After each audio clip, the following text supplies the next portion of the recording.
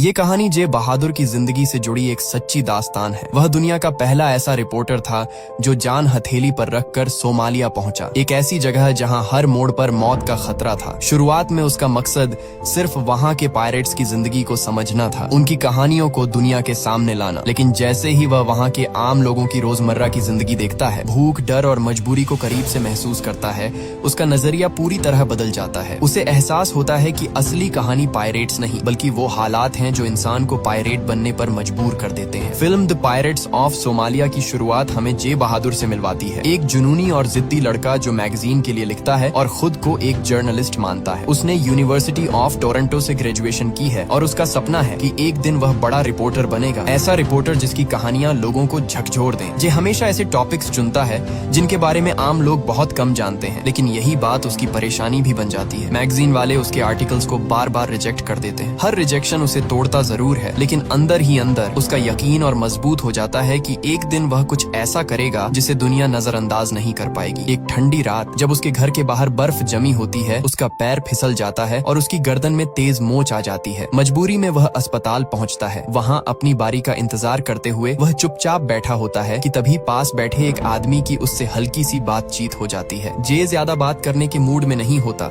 लेकिन जैसे ही वह आदमी अपना नाम सिमोर टॉलमिन बताता है, जे चौंक जाता है। यह वही मशहूर रिपोर्टर है जिसकी लिखी हर कहानी, हर आर्टिकल जे बड़े चाव से पढ़ चुका है। जे उत्साह में उसे कह बैठता है कि वह उसका बहुत बड़ा फैन है और आज तक उसका लिखा सब कुछ पढ़ चुका है। टॉलमिन मुस्कुराकर कहता है कि यह जानकर अच्छा लगा कि आज की पीढ़ी अब भी अखबार और मैगजीन पढ़ती है। जे थोड़ा हिचकते हुए अपनी कहानी सुनाता है कि वह भी आर्टिकल्स लिखता है, लेकिन ज्यादातर रिजेक्ट हो जाते हैं। वह बताता है कि जैसे ही वह हार्वर्ड से अपनी मास्टर्स पूरी करेगा, वह किसी बड़ी मैगजीन या न्यूज़पेपर में काम करेगा और तब लोग उसे भी जानेंगे। उस पल जे को लगता है कि शायद किस्मत ने पहली बार उसके सपने की तरफ एक छोटा सा दरवाजा खोल दिया है। अगली सुबह वह अपने दोस्त से साफ कह देता है कि उसने फैसला कर लिया है, वह अपना देश छोड़कर सोमालिया जाएगा। उसका दोस्त उसे रोकने की कोशिश करता है और कहता है कि वहाँ के पायरेट्स इंटरव्यू देने से पहले ही गोली मार सकते हैं। इसी बीच टीवी पर ब्रेकिंग न्यूज चलती है कि सोमालिया के पायरेट्स ने एक और अमेरिकन जहाज पर कब्जा कर लिया है और पूरे क्रू को बंधक बना लिया गया है। ये खबर सुनकर जे के अंदर डर की एक लहर दौड़ जाती है। एक पल के लिए वह खुद से सवाल करता है कि क्या उसे सच में सोमालिया जाना चाहिए, लेकिन अब बहुत देर हो चुकी होती है। वह अपने फैसले के बारे में सबको बता चुका होता है और हर तरफ यह बात फैल चुकी होती है कि जे बहादुर सोमालिया जाकर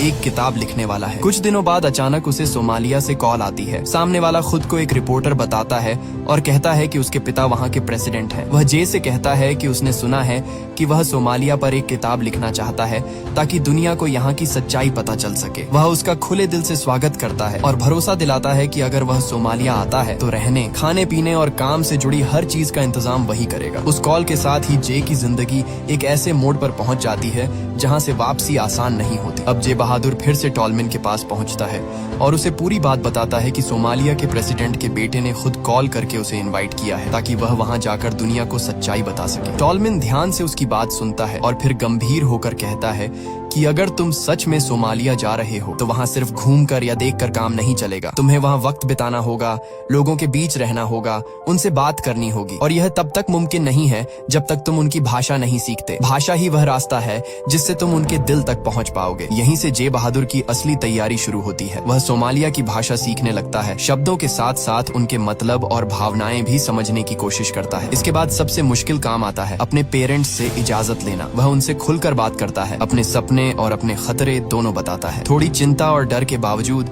उसके माता पिता उसे जाने की परमिशन दे देते हैं। कुछ ही वक्त में जे अपना सामान बांध लेता है और सोमालिया के लिए निकल पड़ता है। जब उसका प्लेन सोमालिया में लैंड करने वाला होता है तो वह खिड़की से नीचे देखता है। अचानक उसकी आंखों के सामने एक खौफनाक मंजर आता है। कुछ आतंकवादी एक रिपोर्टर को बेरहमी से मार देते हैं। वह सिहर उठता है। फिर वह प्लेन के अंदर देखता है जहाँ कई और रिपोर्टर बैठे होते हैं, लेकिन अगले ही पल सब मारे जा चुके होते हैं। उनके हाथों में वे आर्टिकल्स होते हैं जो उन्होंने सोमालिया पर लिखे थे। डर के मारे उसका दिल जोर जोर से धड़कने लगता है और तभी उसकी आंख खुल जाती है। वह हड़बड़ाकर उठता है। ये सब एक सपना था। वह राहत की सांस लेता है और देखता है कि उसके आसपास असल में आम सोमालियन बैठे हुए हैं। कुछ ही देर में प्लेन लैंड करता है और जे बहादुर सोमालिया की धरती पर कदम रखता है। एयरपोर्ट पर उसे रिसीव करने के लिए एक आदमी आता है जिसका नाम अब्दी होता है। वह बाइलिंगुअल है, अपनी भाषा के साथ साथ इंग्लिश भी बहुत अच्छे से बोलता है, इसीलिए जे को उससे बात करने में कोई दिक्कत नहीं होती। रास्ते में अब्दी उससे पूछता है कि वह इतनी दूर यहाँ क्यों आया है, क्योंकि आज से पहले कोई रिपोर्टर यहाँ तक आने की हिम्मत नहीं करता। जे साफ कहता है कि वह यहाँ के पायरेट्स के बारे में जानना चाहता है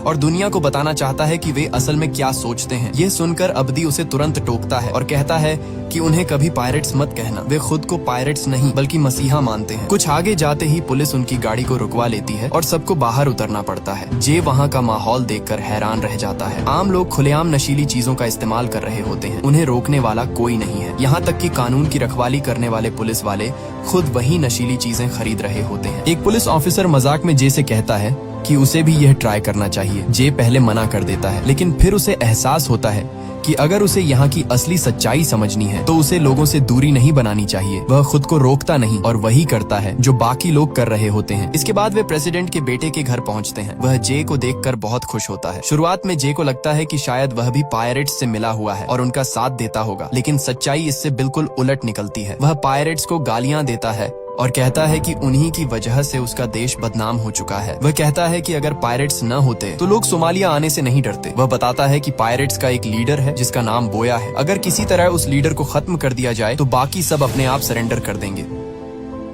लेकिन यह काम कहना जितना आसान है, करना उतना ही मुश्किल। इसके बाद वह जे से कहता है कि वह उसे अपने पिता यानी देश के प्रेसिडेंट से मिलवाना चाहता है। दोनों गाड़ी में बैठकर प्रेसिडेंट के घर की तरफ निकल पड़ते हैं। रास्ते में वह एक और सच्चाई बताता है कि पायरेट्स का लीडर आम लोगों के लिए हीरो है, क्योंकि वह जो भी लूटता है उसका एक हिस्सा गरीबों में बांट देता है। लोगों को लगता है कि वह उन्हीं की मजबूरी और हालात की वजह से लुटेरा बना है, इसी वजह से वे सब उसका साथ देते हैं। वह यहाँ का रॉबिन हुड बन चुका है। आखिरकार वे प्रेसिडेंट के घर पहुँचते हैं, जहाँ प्रेसिडेंट खुद जे बहादुर का स्वागत करता है। वह दिल खोलकर अपने देश के हालात बताता है। वह कहता है कि हालात इतने खराब हैं कि वह खुद भी यहाँ नहीं रहना चाहता था और अपने परिवार के साथ ऑस्ट्रेलिया जाना चाहता था, लेकिन लोगों ने उसे रोका क्योंकि उन्हें लगा कि सोमालिया को उसकी जरूरत है। वह बताता है कि उसका सपना है कि सोमालियन पढ़ें, स्कूल और कॉलेज जाए ताकि देश आगे बढ़ सके। लेकिन हकीकत ये है कि ज्यादातर माँ बाप अपने बच्चों को पढ़ाना ही नहीं चाहते। उनका एक ही सपना होता है कि बड़े होकर उनके बच्चे पायरेट्स बने। प्रेसिडेंट भारी आवाज में कहता है कि जब तक लोगों का माइंडसेट नहीं बदलेगा तब तक यह देश आगे नहीं बढ़ सकता। वह जे की तरफ देखता है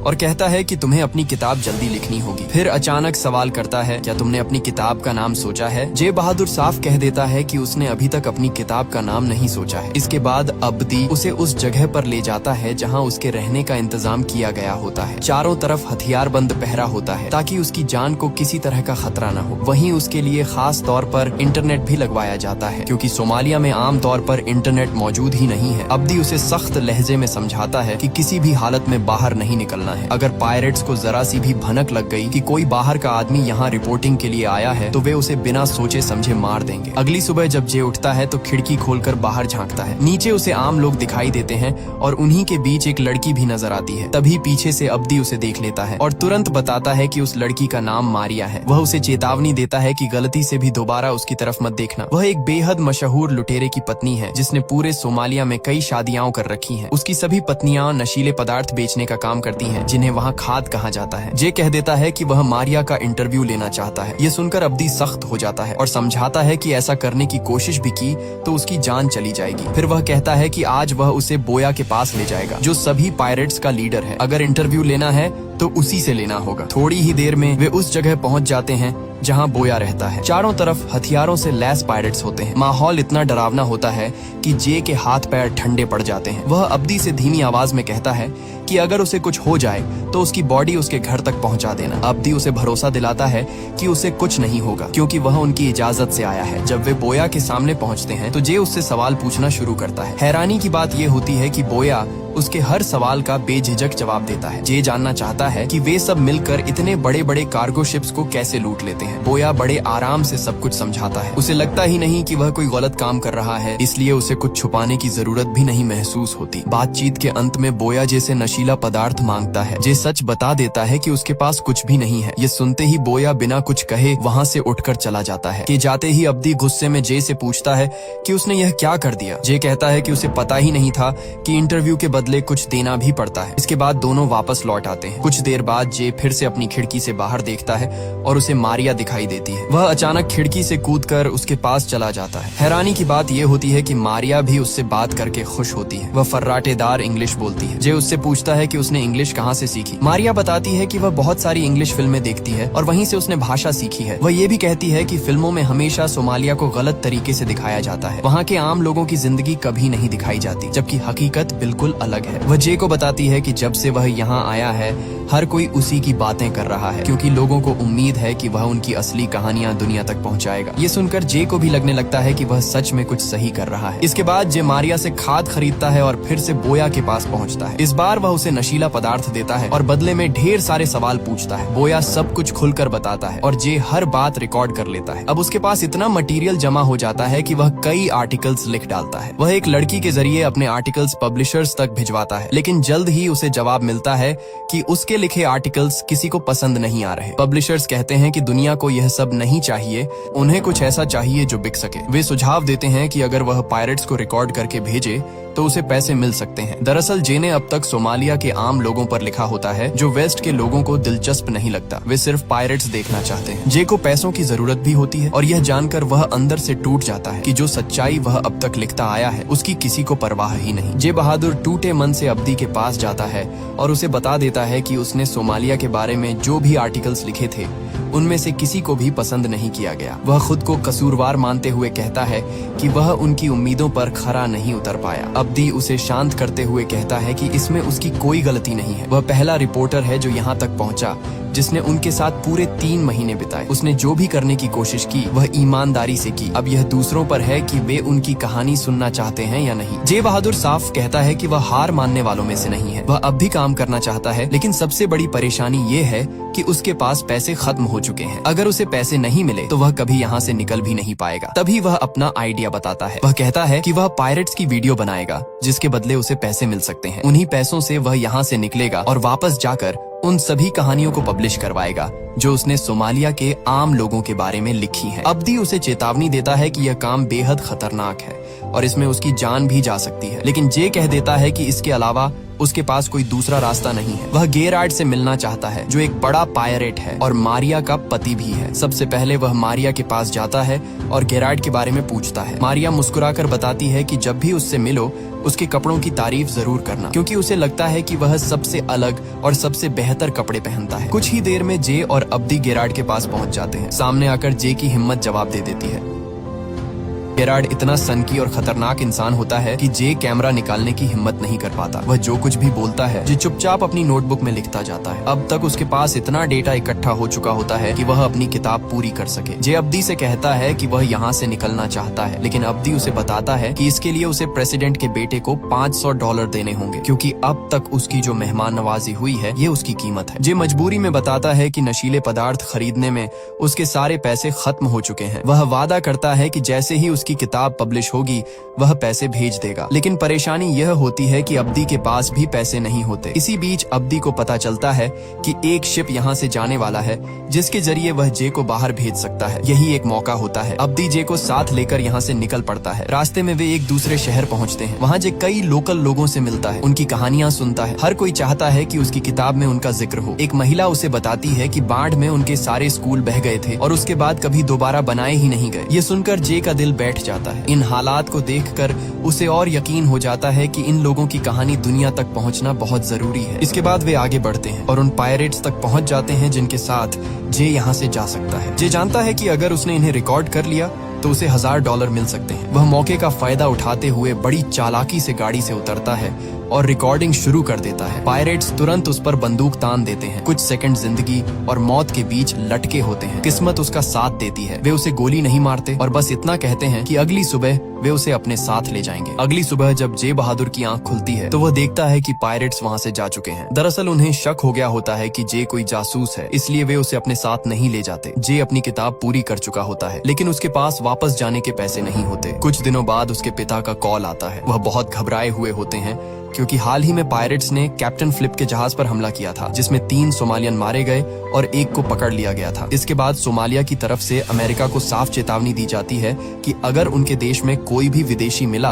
तो उसे मार दिया जाएगा। ऐसे में जे की जान को सीधा खतरा हो जाता है और अब्दी किसी भी कीमत पर उसे उसके देश वापस भेजना चाहता है। इसी बीच जे के परिवार ने उसके अकाउंट में पैसे डाल दिए होते हैं। जाने से पहले जे एक आखिरी कोशिश करना चाहता है। वह कहता है कि वह लीडर का एक बार फिर इंटरव्यू लेना चाहता है क्योंकि उसे लगता है कि कैप्टन फ्लिप के जहाज पर हमला उसी के लोगों ने किया था। वे लीडर तक पहुंचते हैं। वह एक बार फिर इंटरव्यू देता है, लेकिन साफ कह देता है कि उस हमले में उसके लोग शामिल नहीं थे। वह जे से कहता है कि अगर उसे सच्चाई जाननी है तो उसे मरिया से बात करनी होगी क्योंकि वही इस बारे में सब कुछ जानती है। जे मरिया से मिलने के लिए बाजार जाता है, लेकिन वहाँ वह उसे नहीं मिलती। कुछ लोग जे को पहचान लेते हैं कि वह यहाँ का नहीं है। वे उसका पीछा करने लगते हैं। किसी तरह जान बचाकर जे भागता हुआ अपने कमरे तक पहुँचता है। वहाँ मरिया पहले से उसका इंतजार कर रही होती है। वह उसे बताती है कि कैप्टन फ्लिप के जहाज पर हमला उसी के पति ने किया था। वह उसे चेतावनी देती है कि उसकी जान खतरे में है और उसे जितनी जल्दी हो सके यहाँ से निकल जाना चाहिए। यह कहकर मरिया चली जाती है और जे उसे खिड़की से जाते हुए देखता रह जाता है। अब जे को पता चल जाता है कि मरिया के पति ने कुछ अमेरिकन को मार दिया है, लेकिन अब उसके पास रुकने का कोई कारण नहीं बचता। उसकी किताब पूरी हो चुकी होती है। जाने से पहले वह अब्दी और उन सभी लोगों का शुक्रिया अदा करता है